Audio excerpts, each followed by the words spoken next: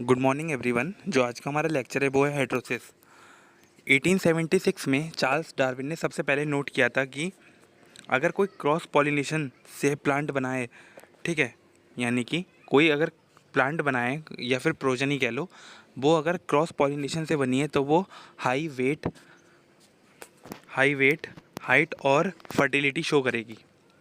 लेकिन अगर कोई प्रोजनी या फिर कोई प्लांट सेल्फ पॉलिनेशन से बनाए तो वो कम हाइट, वेट और फर्टिलिटी शो करती है। इस चीज़ को ही हम आज के टाइम में हेटेरोसिस कहते हैं।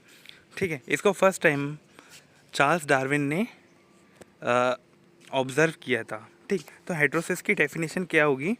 Heterosis in the plant breeding is describe as the development of superior character in F1 hybrid over both the parents in term of yielding और अदर करेक्टरिस्टिक्स।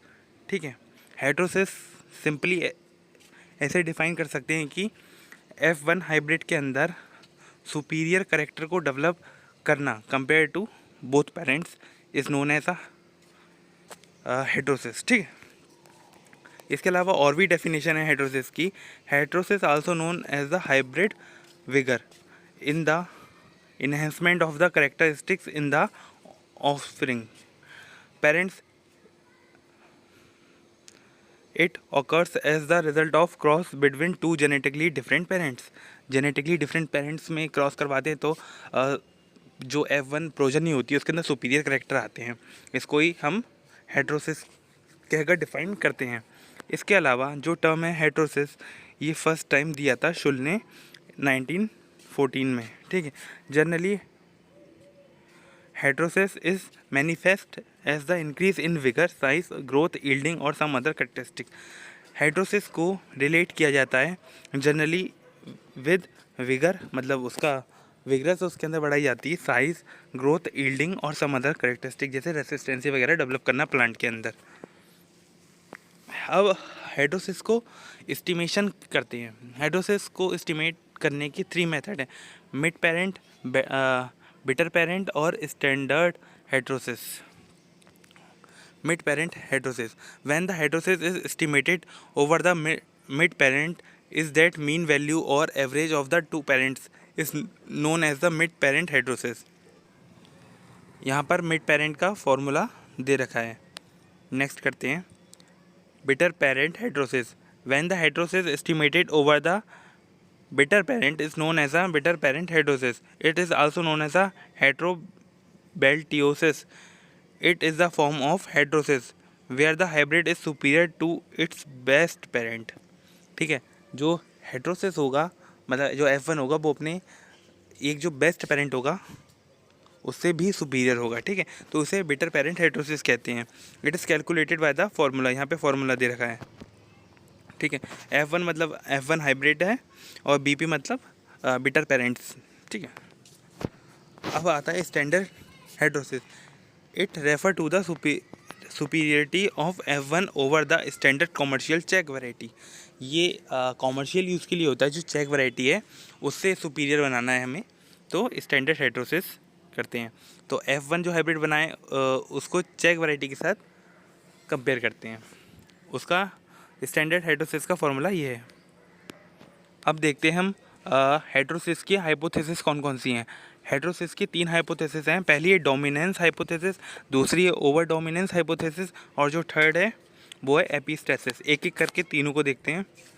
सबसे पहले देखते हैं dominance hypothesis. This theory was proposed by the Davenport, Bruce and Keeble and blue.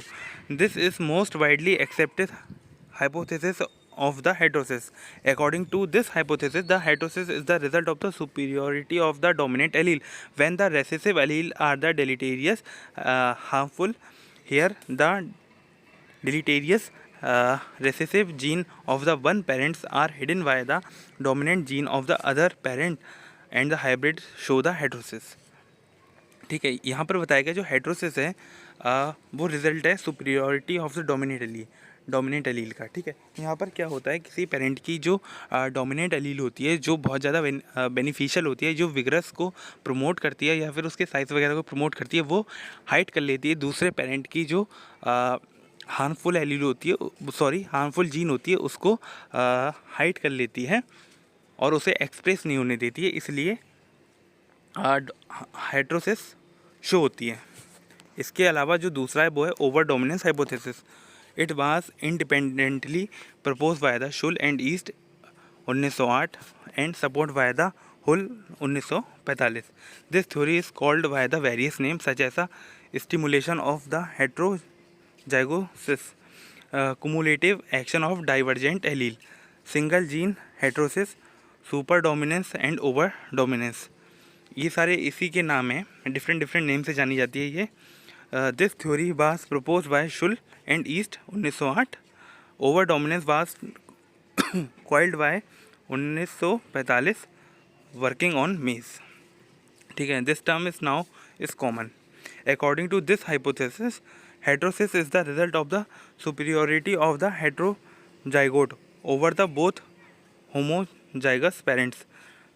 The heterosis is the directly proportional to heterozygosity, heterozygosis या heterozygosity। इनका मतलब है कि दोनों का जो कॉम्बिनेशन है वो हेटेरोसिस को एक्सप्रेस करता है।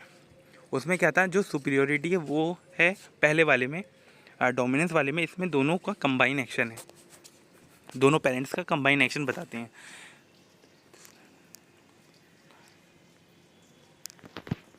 है ना, क्योंकि जो दोनों से मिलकर बना है वो सुपीरियर है। दोनों पेरेंट्स, जो पेरेंट्स हैं ना वो होमोजाइगस हैं, लेकिन जो इसका F1 प्रोजेनी बनी है वो हेटेरोजाइगस है। तो जो हेटेरोजाइगस है वो हेटेरोजाइगोसिटी के ऊपर डिपेंड करेगी कि हेटेरोजाइगोसिटी कितनी है। जितनी ज़्यादा हेटेरोजाइगोसिटी होगी उतनी ज़्यादा